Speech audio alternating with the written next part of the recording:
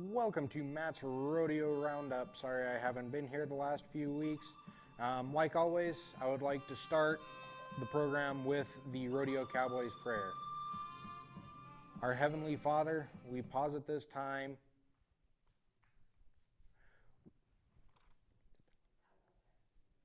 We pause at this time, mindful of the many blessings you have bestowed upon us. We ask, Lord, that you will be with us in the arena of life. We as Cowboys do not ask for special favors. We don't ask to draw around the shoot-fighting bull, the steer that won't lay, or to never break the barrier. We don't even ask for all daylight runs. We do ask, Lord, that you will help us live our lives here on earth as Cowboys in such a manner that when we make that last inevitable ride to the country up there where the grass grows lush, green, and stirrup high, and the water runs cool, clear, and deep, that you will take us by the hand and say, "Welcome to heaven, Cowboy. Your entry fees are paid." And I'd like to start this off by congratulating bull rider Mike Lee, who has recently made the 500 qualified outs club. And as I've said previously, that is a very, very great milestone. He is only the second rider ever to make that milestone. The other one would be Guilherme Marchi, and he made that ride on Tahanta's Magic in Billings, Montana.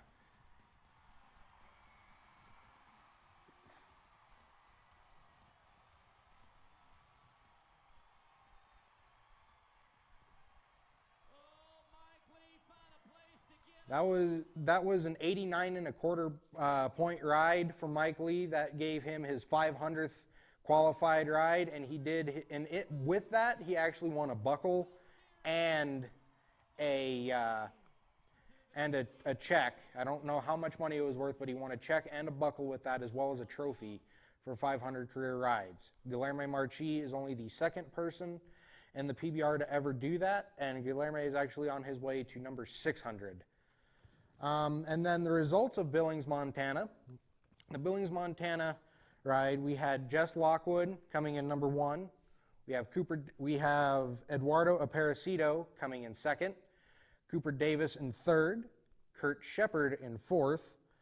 Jorge Valdiviso, who recently came up from the PBR Blue Deaf Tour, which is the AAA affiliate of the PBR. He came in 5th. We got Jay Miller, who came in 6th. Casey Hayes came in 7th. Stetson Lawrence, 8th.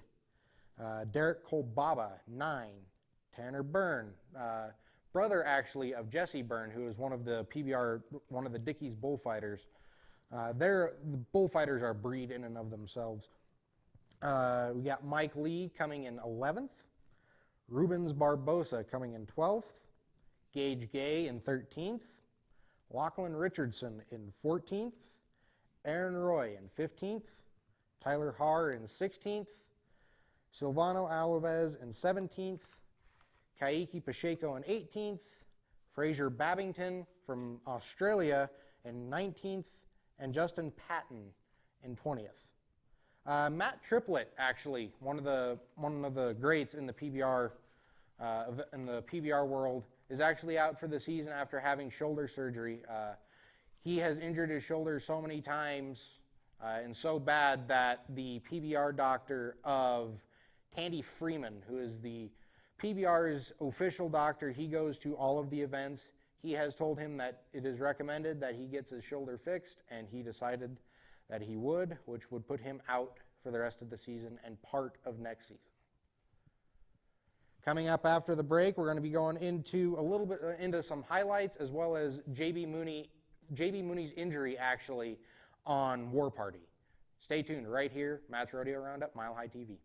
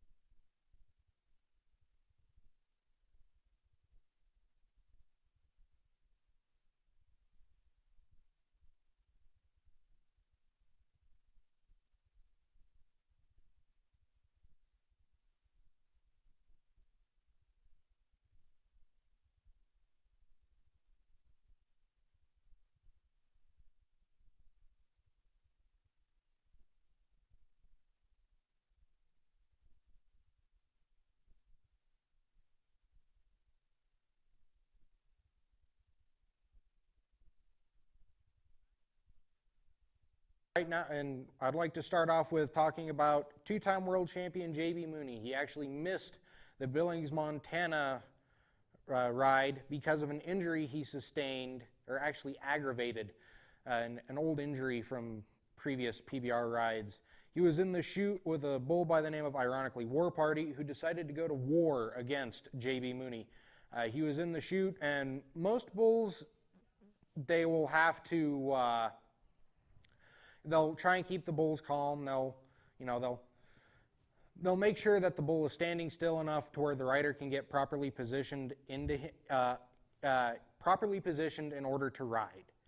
And War Party actually went completely insane in the chute for what reason they don't know.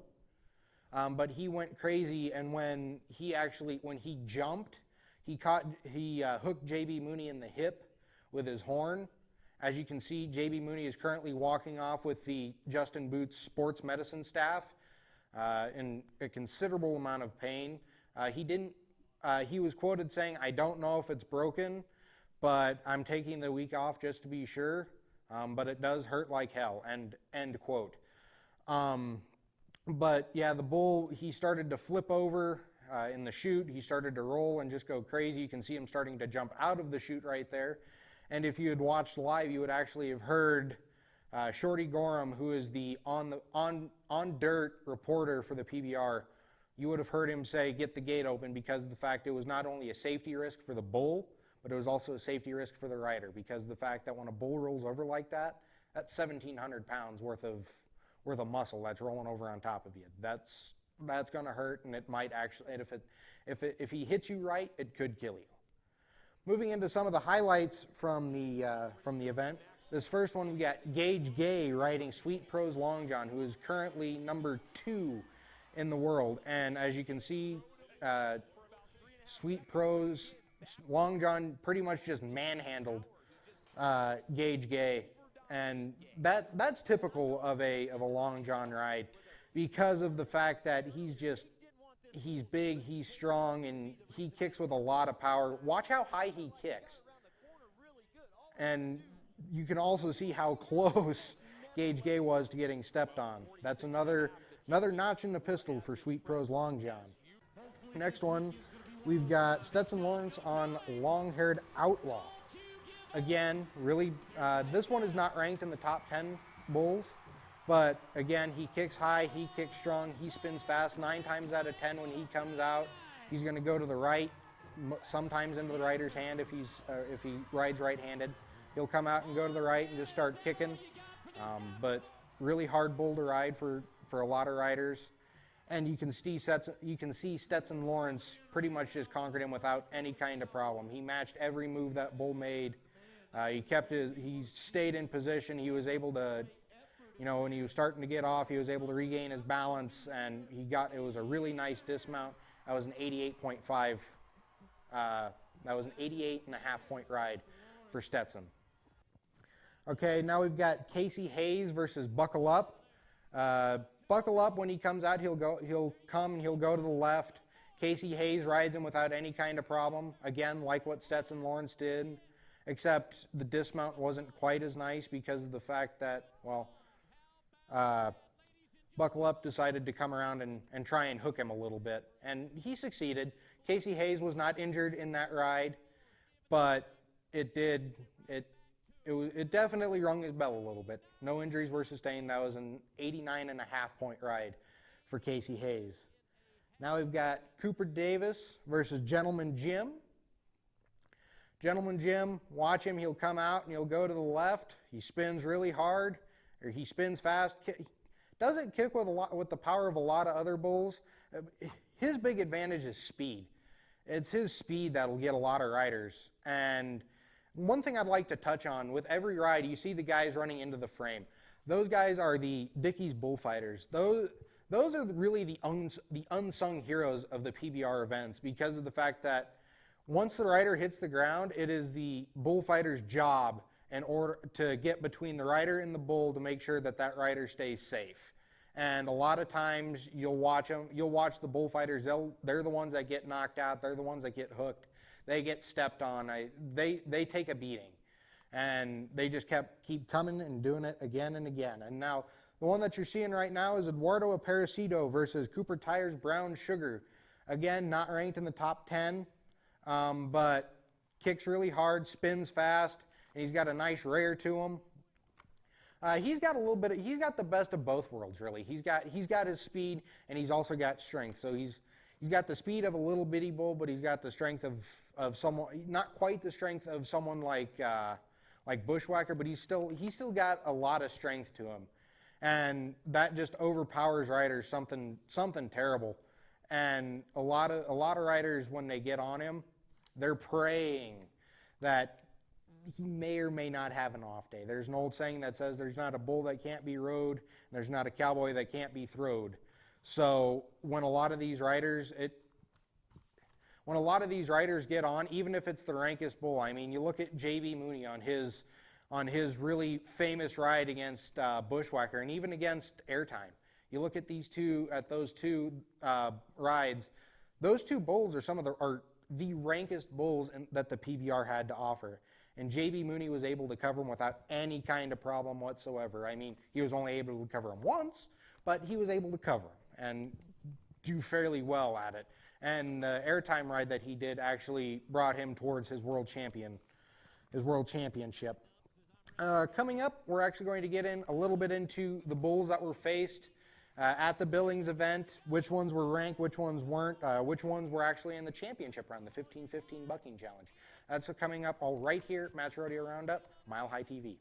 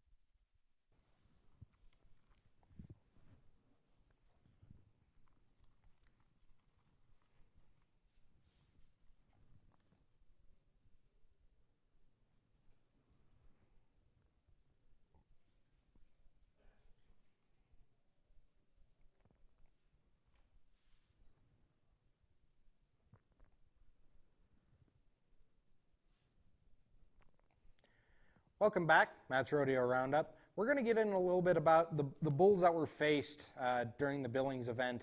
And as I've said previously, a lot of the events that you're going to see, they're going to be typically 3 to 4 rounds. You got rounds 1 through 3, and then you've got your championship round, your 15-15 bucking challenge. Now the 15-15 bucking challenge, that's the 15 best riders from the first 3 rounds against against 15 of the best bulls that the PBR has to offer. 9 times out of 10, a lot of the really ranked bulls, your Airtime, Sweet Pros Long John, Bushwhacker, those really, really rank bulls. You will not see those until the 15-15 bucking challenge.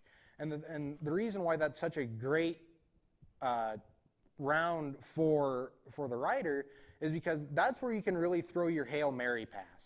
Because in football, the Hail Mary it's a really high risk play, but if you connect with it, it's got a high reward to it. And that's what you get in the 15-15 bucking challenge. You know, because, you know, you look at J.B. Mooney's Bushwhacker ride back in 2013.